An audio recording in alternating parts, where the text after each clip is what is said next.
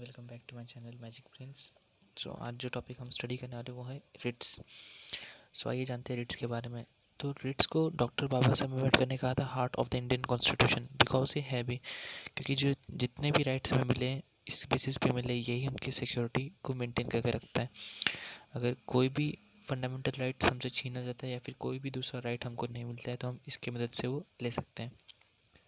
सो Ritz के बारे में आर्टिकल 32 में कहा गया है और इसे सुप्रीम कोर्ट और हाई कोर्ट दोनों इशू कर सकती है। सुप्रीम कोर्ट इसे आर्टिकल 32 के तहत और हाई कोर्ट इसे आर्टिकल 226 के तहत इशू करती है।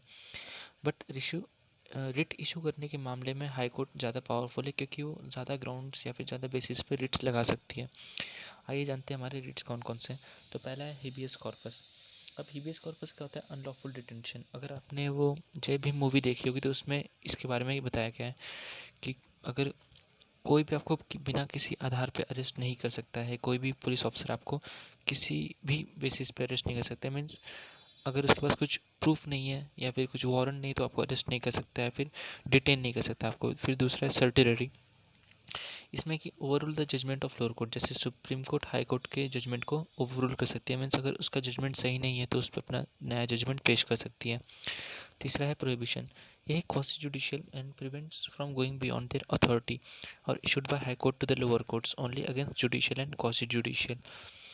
अब जो बड़े कोर्ट्स होते हैं, मीन्स सुप्रीम कोर्ट या फिर दूसरे बड़े कोर्ट्स, वो अपने से छोटे कोर्ट्स को ये इशू करते हैं। मीन्स उनका एक लिमिट सेट की गई है। हर एक कोर्ट की एक लिमिट होती है कि वो इस बेसिस पे या फिर इन मुद्दों पे अपने जजमेंट दे सकते हैं। सो अगर कोई कोर्ट ऐसा नहीं करती है, अपने जजमेंट के बाहर जाके किसी केस की स्टडी करती है फिर उस पर जजमेंट देती है, तो ये करने से उसे रोकता है उसका ऊपर वाला कोर्ट। सो वो ये करता है प्रोहिबिशन रिट के द्वारा। चौथा है मैंडेमस। मैंडेमस मतलब क्या होता है? We command. इसका मतलब भी होता है वी कमांड, और ये जो भी ऑफिसर्स हैं उनको कहता है कि अपनी ड्यूटी परफॉर्म करने के लिए अगर आप कहीं जाते हैं और आपकी सुनवाई नहीं करता है कोई पुलिस ऑफिसर, तो आप ये रिट से अपनी मदद कर सकते हैं मैंडेमस से। नेक्स्ट है कोवारंटो, जिसका मतलब होता है बाय व्हाट अथॉरिटी।